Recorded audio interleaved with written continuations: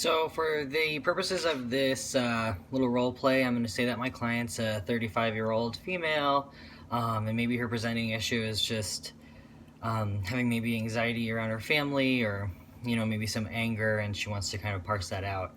Kind of vague, but I know the genogram can be used in a lot of different settings. So we'll say that I'm just her individual counselor, and this is how I would introduce it.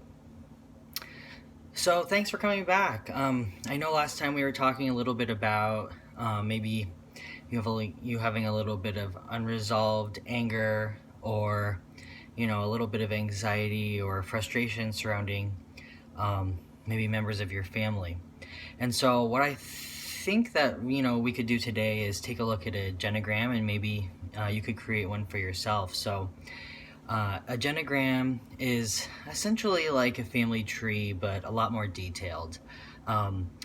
It takes a look at family relationships, the type of relationship, family events, and it kind of breaks down not just the lineage of a family, but how, the family dynamic as a whole. And so I think, if we're able to kind of go through this and be a little bit reflective about the different types of relationships that have been modeled to you, and, the different events that you and your family have experienced over the generations, maybe we can kind of pinpoint maybe some areas that we want to focus on and want to look at, and maybe,